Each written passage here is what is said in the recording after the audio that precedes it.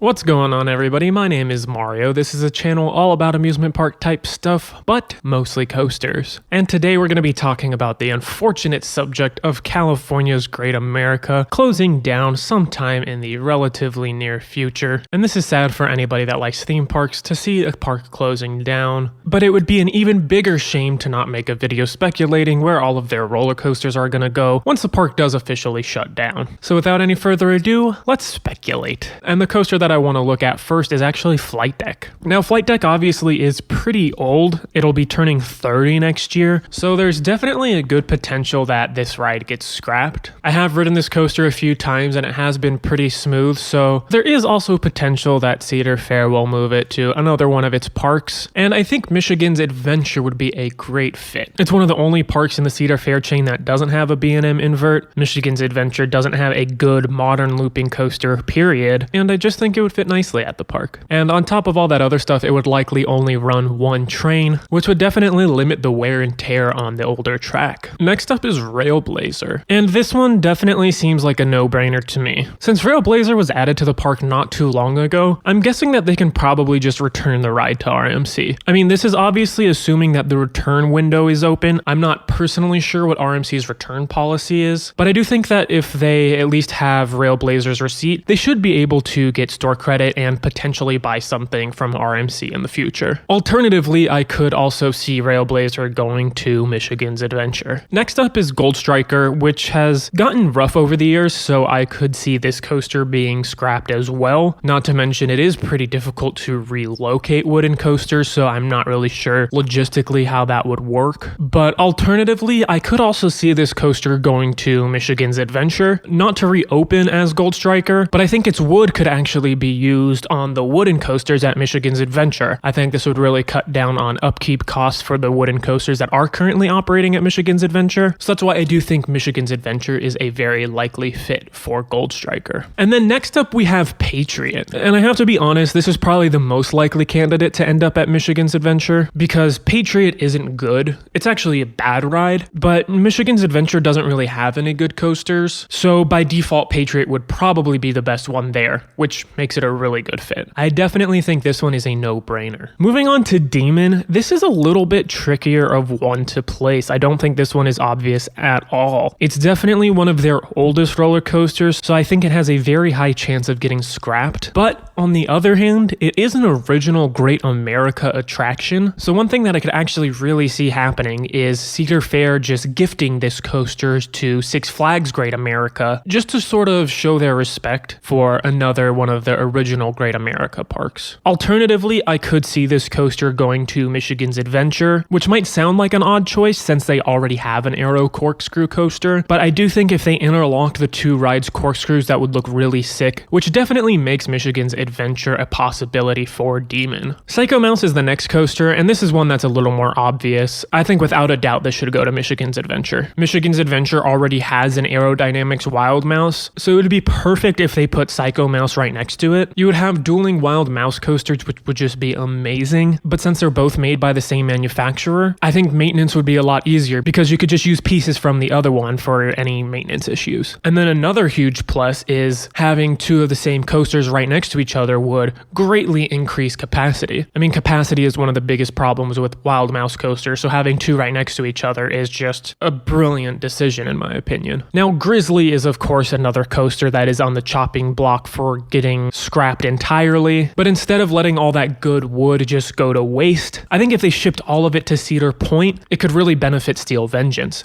Now, Steel Vengeance is constantly tearing itself apart, and the park is adding a new plank of wood on a daily basis, so it would just cut down on upkeep costs if they had a pile of Grizzly's wood lying around to just be added to Steel Vengeance's structure. I'm not 100% sure on that decision, so I think alternatively, Michigan's Adventure would be a good place for Grizzly to go, and I don't think it would operate there either. I do just think that wood would be valuable and make some really good park benches for Michigan's Adventure. You gotta reduce, reuse, recycle, and I think that would be an awesome idea. And last but not least, we have great adventures to Kiddie Coasters with Woodstock Express and Lucy's Krabby Cabbies. And this one's pretty tough. Every Cedar Fair park already has a kiddie coaster, but I do think Michigan's Adventure could use a little bit of love. Now, Michigan's Adventure does already have one kiddie coaster, and instead of just having 3 kiddie coasters, I think it would actually be really cool if you combine them all into one big kiddie coaster. This would definitely be great for younger park goers because they oftentimes get overlooked when it comes to roller coasters. So instead of just having 3 generic kiddie coasters that every other park out there has,